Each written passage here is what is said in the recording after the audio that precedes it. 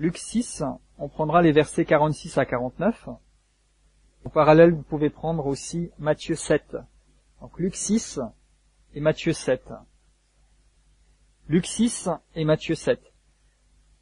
C'est deux passages qui nous relatent le même épisode, les mêmes paroles de Jésus, mais avec un point de vue un peu différent dans les deux textes, et en tout cas, qui nous apportent instruction. Donc Luc 6, on prendra au verset 46 et jusqu'au 49.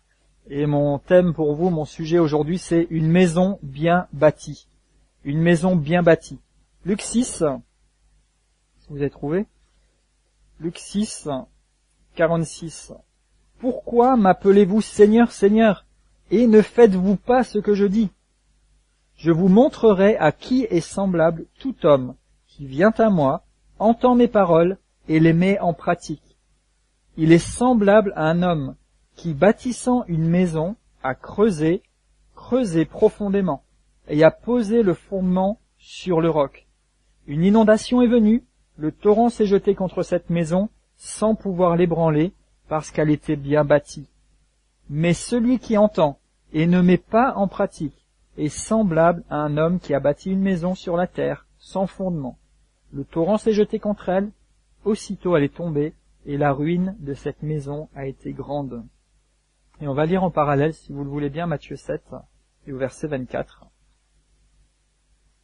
C'est pourquoi quiconque entend ces paroles que je dis et les met en pratique sera semblable à un homme prudent qui a bâti sa maison sur le roc.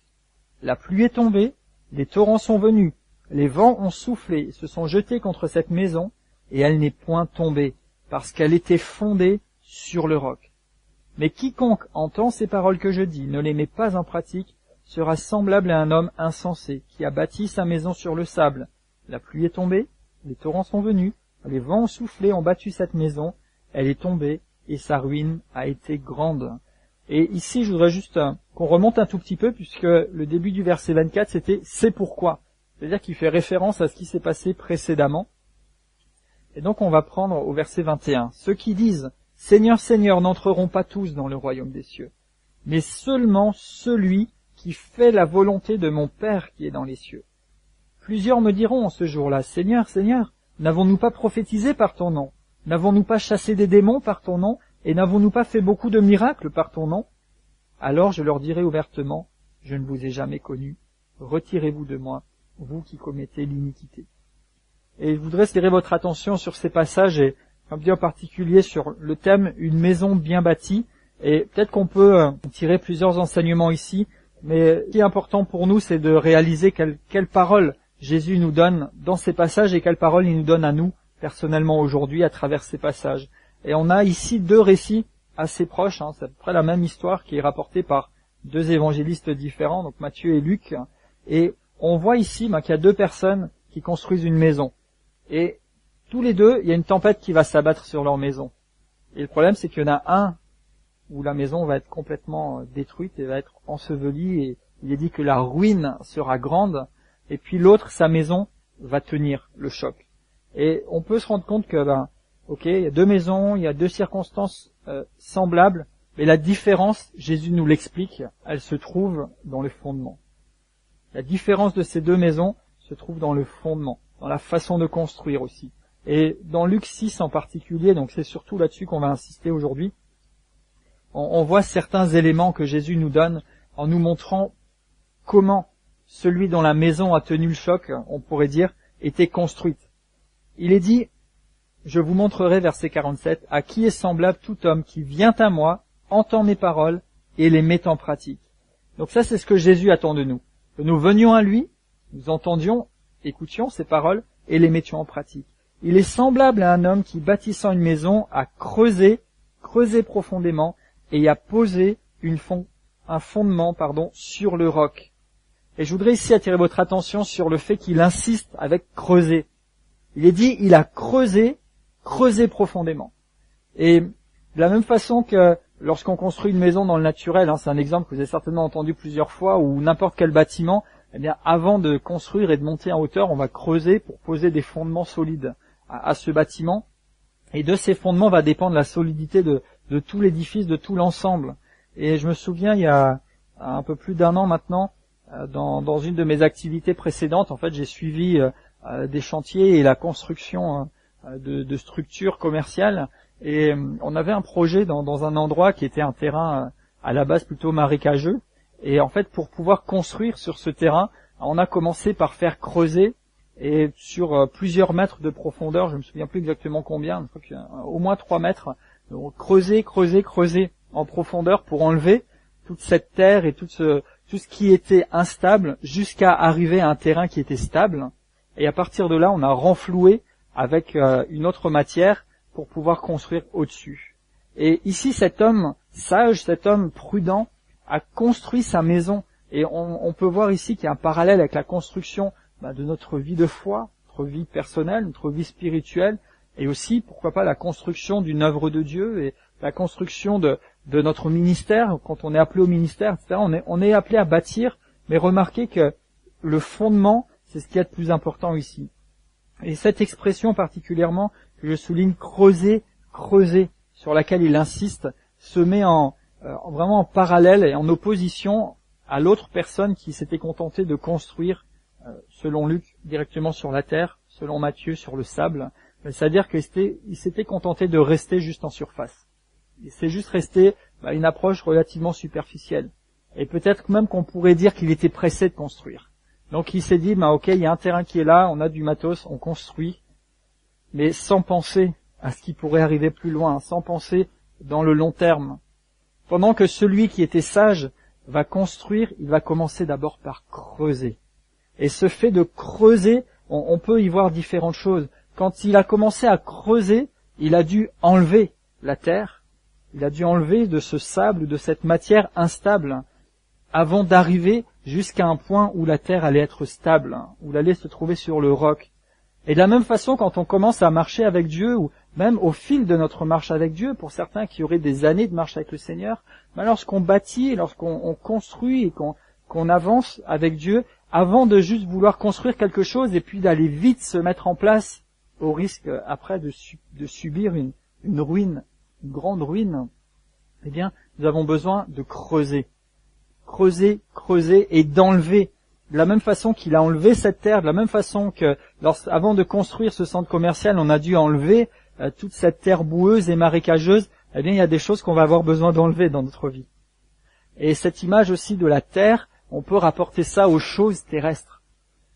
Il y a des choses terrestres, il y a des choses du monde, et il y a des choses de la chair qu'on va avoir besoin d'enlever, et qu'on va avoir besoin de dépasser jusqu'à arriver en profondeur sur un terrain stable, où on va pouvoir commencer à construire. Ensuite, on arrive sur le roc, ce terrain stable qui, évidemment, est une image de Jésus, sur qui nous devons bâtir notre vie. Et vous savez, Jésus lui-même, il nous a dit dans Matthieu 16, que Jésus lui-même bâtit son église et qu'il l'a bâtie sur le roc. Et ce roc, on peut regarder, ce roc sur lequel Jésus bâtit son église, Matthieu 16, comme ça je vais voir si je vous raconte pas d'histoire. Matthieu 16, cet épisode où Jésus demandera à ses disciples, mais qu'est-ce que les gens disent que je suis? Que dit-on à mon sujet? Et chacun répondra, voilà ce qu'il est dit, certains ont telle approche, telle autre. Et Jésus leur dira ensuite, et vous, qui dites-vous que je suis? Et Matthieu 16, voilà au verset 16, Simon-Pierre, donc l'un des disciples, lui répond, tu es le Christ, le Fils du Dieu vivant. Et Jésus, verset 17, on est dans Matthieu 16, reprenant la parole, lui dit, tu es heureux Simon, fils de Jonas, car ce ne sont pas la chair et le sang qui t'ont révélé cela, mais c'est mon Père qui est dans les cieux. Et moi je te dis, verset 18, que tu es Pierre, et que sur ce roc je bâtirai mon église, et que les portes du séjour des morts ne prévaudront point contre elle.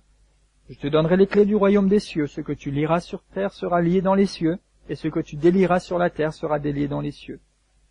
Mais ce que je voudrais juste vous montrer ici, là aussi il y a de quoi développer, de quoi être enseigné, mais on voit ici que Jésus bâtit son église sur le roc. Et en fait, ce qu'il désigne comme le roc, c'est cette révélation que vient d'avoir Pierre, que Jésus est le Christ, le Fils du Dieu vivant. Donc Jésus lui-même, qui est notre modèle par excellence, bâtit son église sur le roc, sur un terrain solide, celui de la révélation de qui est Christ. Il est le Fils du Dieu vivant. Et de la même façon, quand nous voulons construire notre vie, quand nous voulons construire des étapes de notre existence, si on veut construire son mariage, si on veut construire un business, si on veut construire un ministère, si on veut construire quoi qu'on puisse être amené à construire, eh bien on a besoin de construire sur le roc. Ce roc, je disais, c'est une image de Jésus, mais ce roc, plus précisément, c'est de la révélation du Fils de Dieu. C'est la révélation de ce que Jésus veut, c'est la révélation de la volonté du Père. Parce que dans ces deux passages que nous avons eus comme référence tout à l'heure, Luc 6, Matthieu 7, Jésus disait, mais pourquoi m'appelez-vous Seigneur, Seigneur? C'est pas pour autant que vous allez voir mon royaume, c'est celui qui fait la volonté de mon Père qui entrera dans mon royaume. Celui qui est bien positionné, c'est celui qui fait la volonté de mon Père. Il dit, mais pourquoi vous m'appelez Seigneur alors que vous faites pas ce que je vous dis? Et quelquefois, on peut être tenté, ou peut-être même qu'à certains moments, on a pu commencer à le faire, consciemment ou non, de commencer à bâtir quelque chose juste sur une bonne idée, juste sur nos propres pensées, juste sur la terre, juste de façon superficielle. Et le risque à ce moment-là, eh bien, c'est qu'au moment où il va nous arriver des pépins, au moment où la vie va nous tester, et au moment où Dieu va permettre aussi à des circonstances de venir vers nous pour tester notre solidité, eh bien à ce moment-là, on aura des problèmes. Mais si on est vigilant à cette parole du Seigneur, on va commencer par creuser, enlever la terre, enlever les choses du monde, enlever les choses qui nous rendent instables, jusqu'à arriver dans ce point où on a une parole de Dieu sur laquelle s'appuyer, et on construit sur Jésus lui-même, qui est notre fondement. Et la construction va être en rapport avec trois petits éléments qu'on a ici dans Luc 6. Et je vous invite à le relire juste ensemble, au verset 47. « Je vous montrerai à qui est semblable tout homme qui vient à moi, entend mes paroles et les met en pratique. » Et on a ici, de nouveau, trois fondements qui sont importants, indispensables pour notre vie, pour les initiatives que nous prenons et pour la manière dont on veut construire, si on veut construire quelque chose de solide. On peut remarquer aussi que la différence entre ces deux hommes, eh bien, c'est que le premier, on vient de le lire, vient à moi, c'est-à-dire vient à Jésus, entend ses paroles, les pratique. Le deuxième, verset 49, il est dit directement, celui qui entend et ne pratique pas est comme un homme qui a bâti une maison sur la terre sans fondement. La question se pose, on peut peut-être pas l'affirmer, mais on peut se poser la question, est-ce que le deuxième est vraiment venu à Jésus? Verset 47, il nous dit, celui qui vient à moi, entend mes paroles et les pratique. Verset 49, il dit juste, celui qui entend et ne pratique pas. Alors la question se pose, est-ce que celui-là est venu aussi à Jésus, ou bien est-ce que celui-là a juste essayé, comme on peut parfois retrouver des personnes qui sont un peu comme ça, ils viennent, ils écoutent, ils entendent des choses, ils essayent d'attraper des paroles de Dieu, mais ils ne les pratiquent pas, et ils n'ont pas cette relation à Jésus. Donc avant de construire, eh bien ils vont juste attraper des paroles, ils ont entendu quelque chose, ça leur a paru bien, ou voire même ça les a interpellés, et puis ils veulent construire, mais ils sont pas venus à Jésus.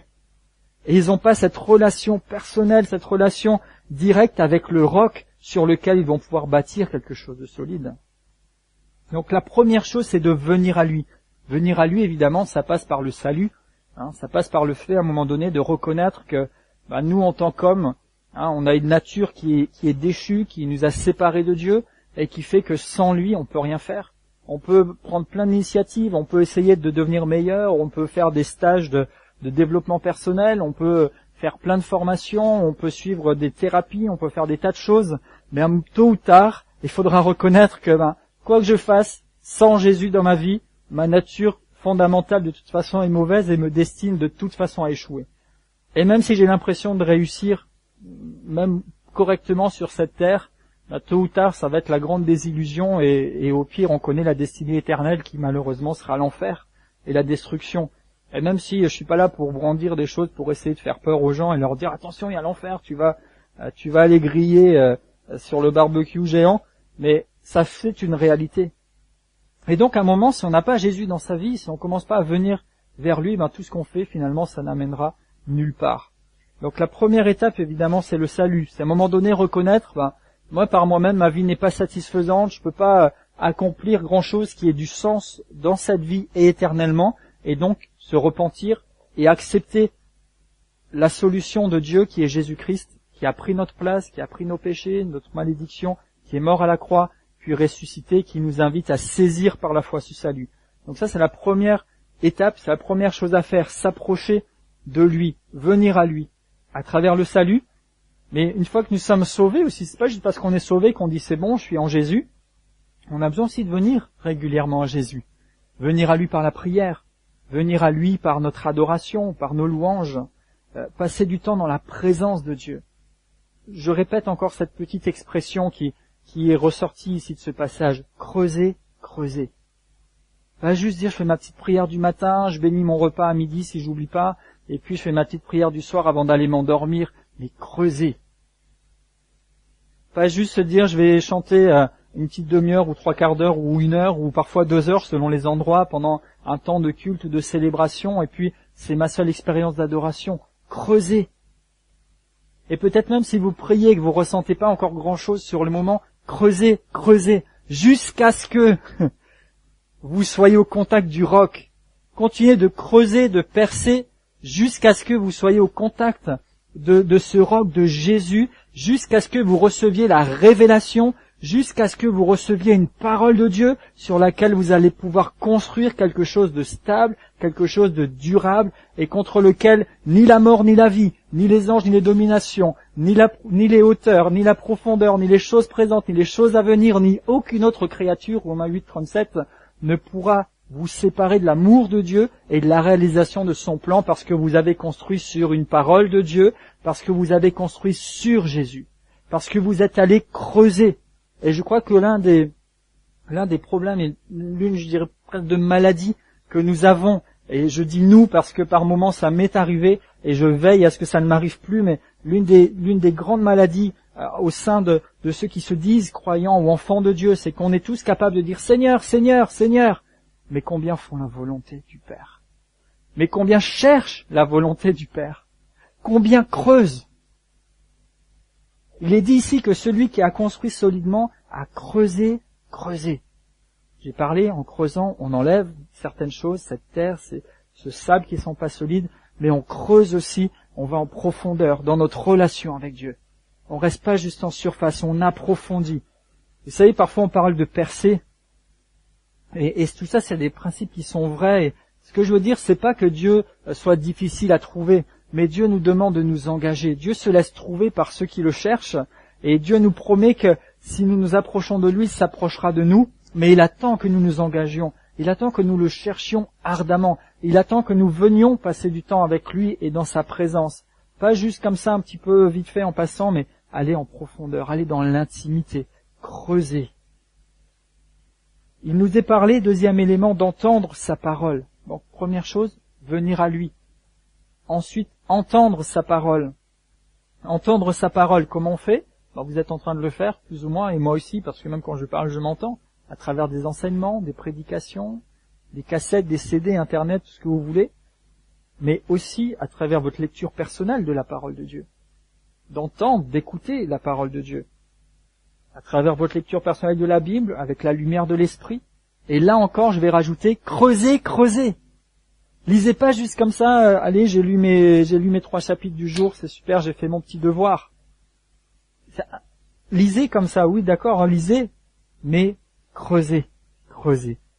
Vous contentez pas juste de lire, de passer dessus, et puis comme on aurait lu un journal, et puis 5 minutes après, ou 1 heure après, ou le lendemain, on sait même plus ce qu'on a lu, creusez. Vous savez, la parole de Dieu nous montre qu'il y a des promesses qui s'attachent au fait de passer du temps dans la parole de Dieu, ce qu'on appelle la méditation. Psaume 1, par exemple, nous dit « Heureux celui qui trouve son plaisir dans la loi de Dieu ». Cette expression « loi de Dieu » désigne pour nous toute cette parole de Dieu maintenant que nous avons et qui la médite jour et nuit. Et il est dit qu'il est comme un arbre planté près d'un courant d'eau. Waouh! Sans cesse irrigué, qui porte du fruit en sa saison. Et il est dit que tout ce qu'il fait lui réussit. Est-ce qu'il y a des gens qui ont envie de réussir? C'est quand même mieux, n'est-ce pas, quand on entreprend quelque chose, de réussir. Et Dieu veut qu'on réussisse, parce que sinon il nous dirait pas que si on fait ce qu'il dit, on réussira. Sinon il dira, faites ce que je dis et puis on verra ce qui va se passer. Mais si nous voulons réussir, si nous voulons activer les promesses de Dieu dans notre vie, nous avons aussi besoin d'appliquer ses paroles et d'entrer dans sa volonté et d'aller en profondeur dans les choses. Vous savez, ce qui différencie les gens qui accomplissent des choses de ceux qui n'en accomplissent pas dans la vie, ce qui différencie les gens qui ont l'air d'aller loin, qui ont l'air peut-être d'être bénis plus que d'autres, qui ont l'impression de ne pas l'être, ce n'est pas que Dieu fasse des différences, parce qu'il ne fait pas de favoritisme ni d'exception de personne, mais c'est simplement que certains prennent le temps, que certains engagent leur énergie à creuser, pendant que d'autres ne le font pas. Et Dieu qui est bon, qui est amour et qui veut faire du bien à tout le monde, est aussi un Dieu juste. Et il peut faire pleinement son œuvre dans la vie des personnes, à condition que ces personnes aussi puissent pleinement s'engager et permettre à Dieu d'agir dans leur vie en s'alignant sur l'enseignement de Christ et sur ce que Dieu attend de leur part.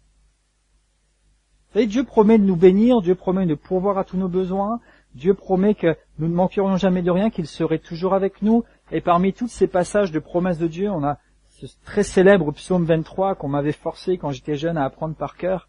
Et aujourd'hui, c'est un plaisir de le connaître, ce passage par cœur, mais parfois on le connaît tellement par cœur, on dit « L'Éternel est mon berger, je ne manquerai de rien, il me fait reposer dans de verts pâturages », etc. Mais à un moment, est-ce qu'on le vit? Et est-ce qu'on se rend bien compte de ce qu'on dit? Parce que le tout début de ce passage, c'est « L'Éternel est mon berger ».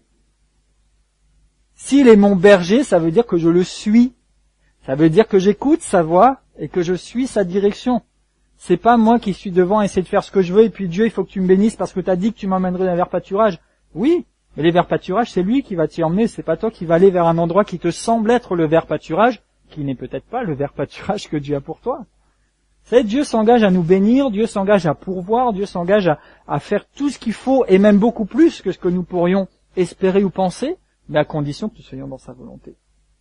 Et l'une des choses qui, à un moment, a frappé mon esprit, parce que je vous cache pas qu'il m'est arrivé aussi parfois d'être un petit peu à côté de la plaque, mais ma prière et mon désir, c'est vraiment d'être le plus possible en plein dans le cœur de la cible, en plein dans le mille de ce que Dieu veut pour moi.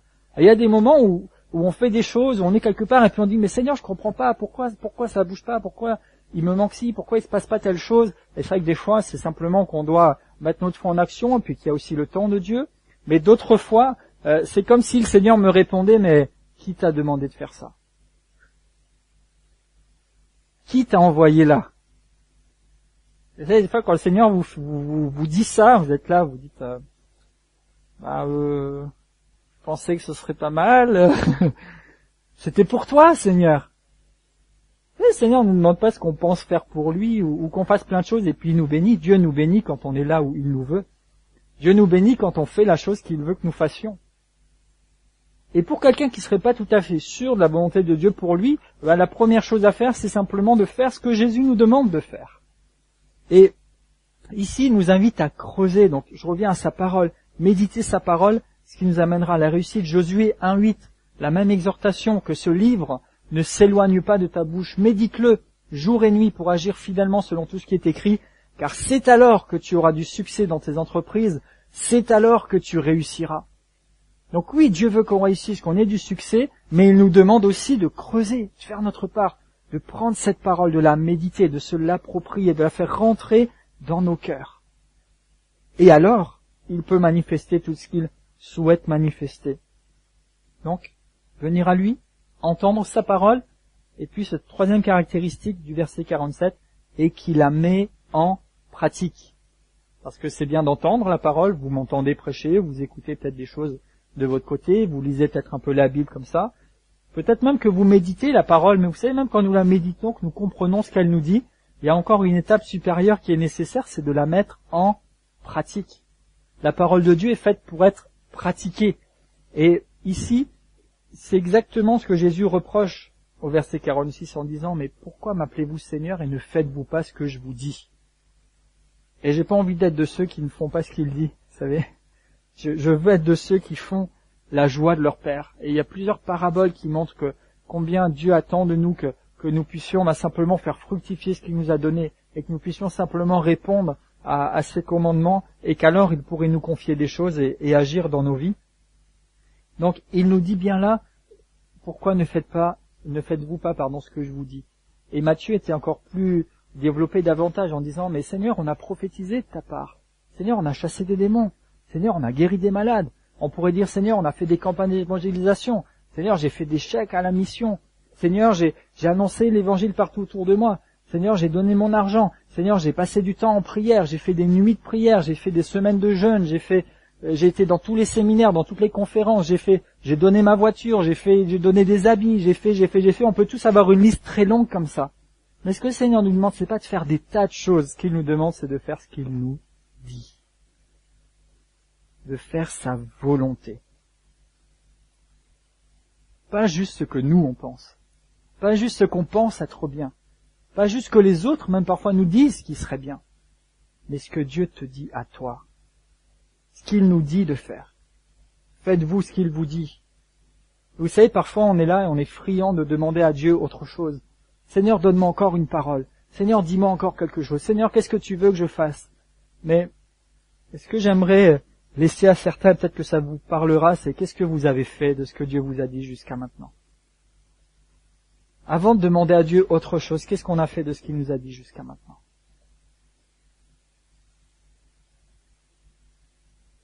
Jésus disait par ailleurs à celui qui est fidèle dans les petites choses, il lui confiera de plus grandes.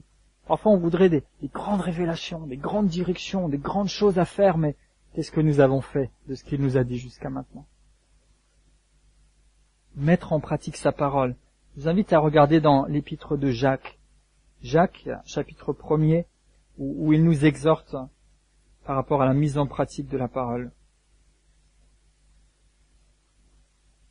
Ce sont des choses vraiment fondamentales et peut-être très simples, mais ô combien nécessaires. Et avant de vouloir aller dans des choses qui peut-être nous paraîtraient un petit peu plus spirituelles, un petit peu plus élevées, d'un niveau un petit peu plus avancé, mais qu'est-ce qu'on fait de la base? Et est-ce qu'on a posé la bonne base dans notre vie? Où j'en suis par rapport aux bases? Avant de chercher à faire d'autres choses, où j'en suis par rapport aux bases? Et est-ce que je veux vous inviter à faire, à travers ce message aussi, pourquoi pas, dans votre propre vie, c'est de se dire, je vais faire une petite vérification au niveau de mes fondements.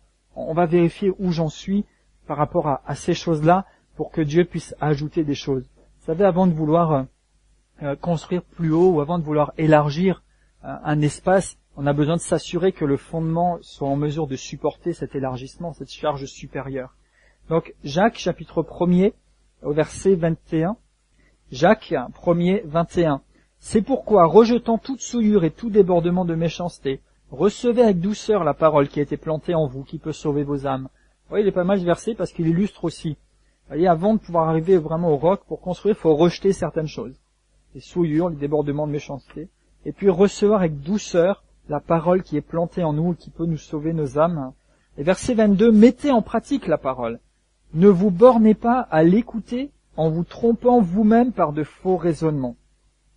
Et ces faux raisonnements, ça peut être de dire que ça, de toute façon, je connais.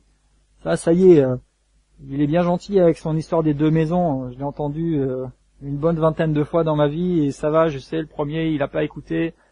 Tant pis, la maison s'est cassée la figure. Le deuxième, il a fait ce que Jésus lui avait dit, il a bâti sur Jésus, il a bien construit sa vie.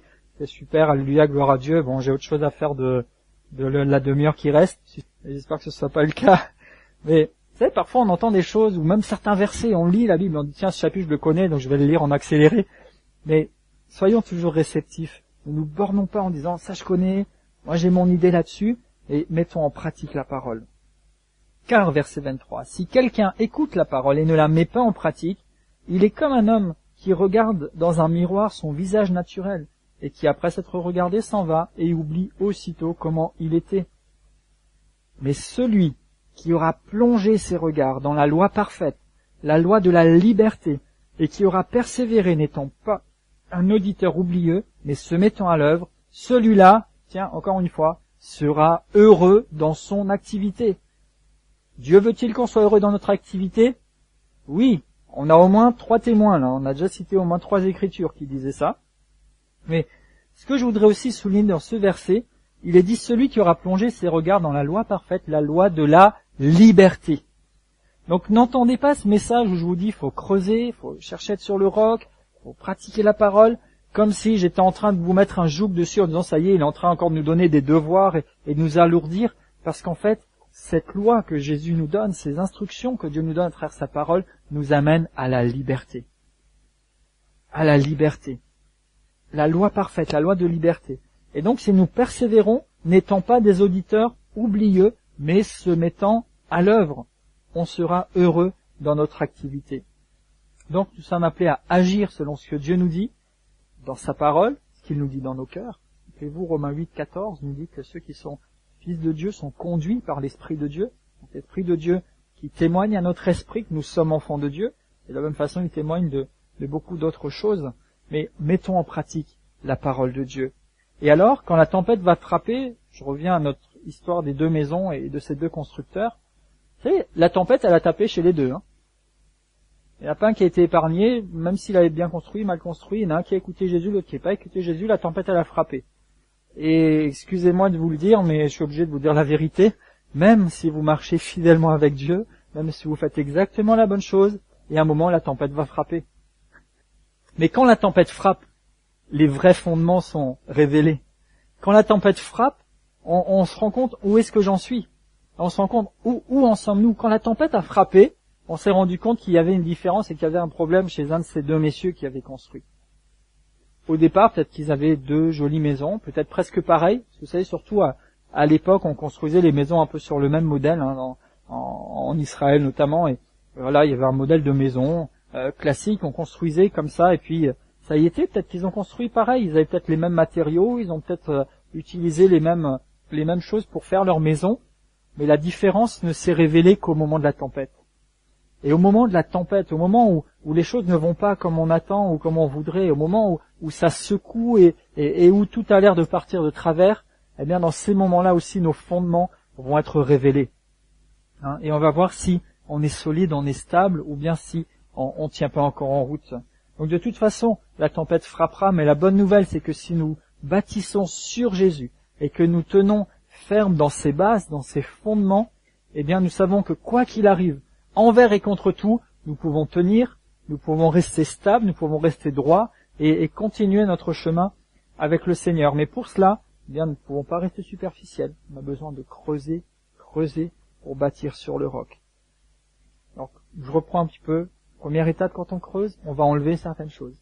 On lève ce sable, cette terre, tout ce qui nous écarte et qui peut nous éloigner du roc, qui est au fond, quelque part, où on va devoir chercher ce roc, cette révélation, cette relation intime, profonde avec Jésus, où on va pouvoir construire solidement.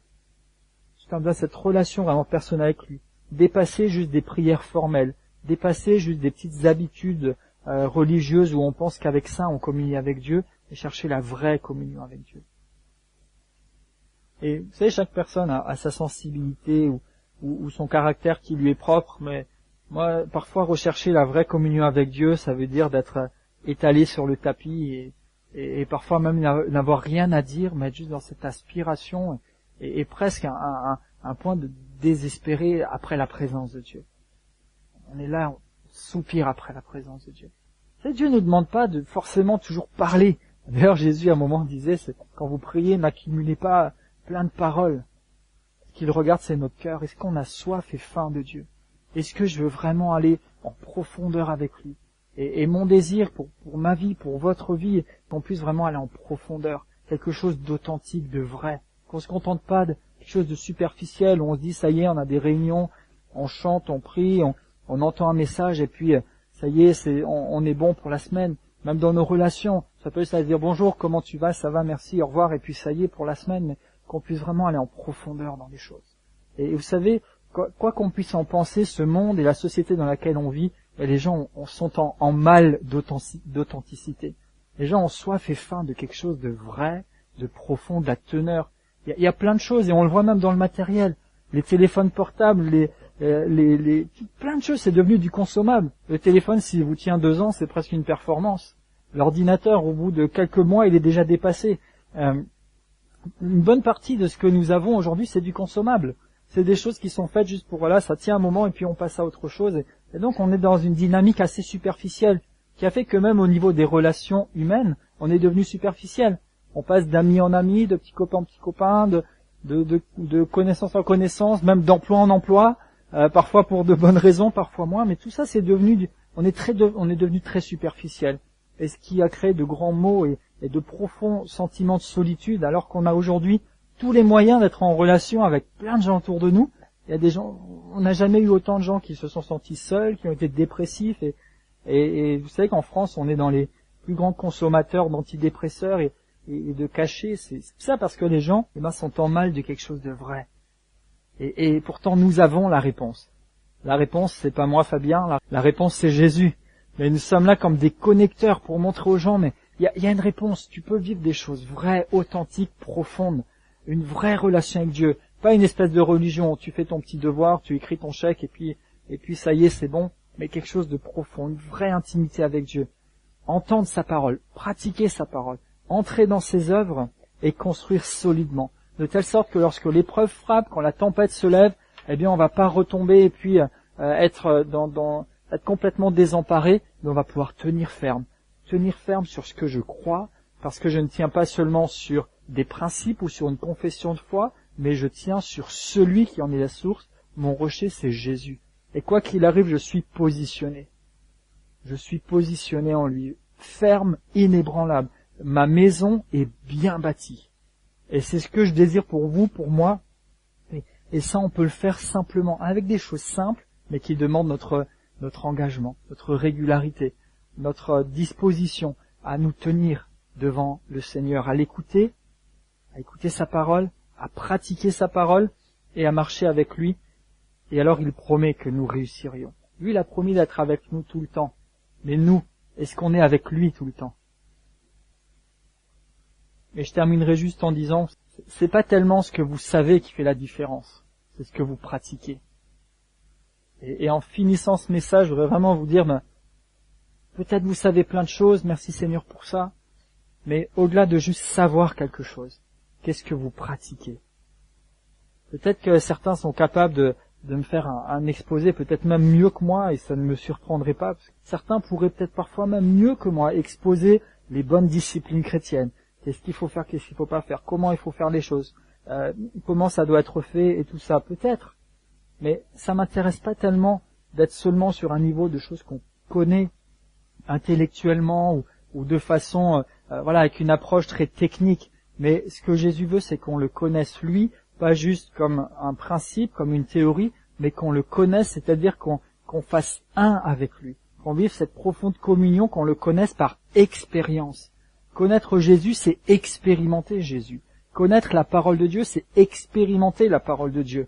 C'est bien de savoir réciter des versets, mais dans les versets que vous récitez, est-ce que c'est quelque chose qui change votre vie? Est-ce que vous avez creusé au point que ça fait partie de vous-même?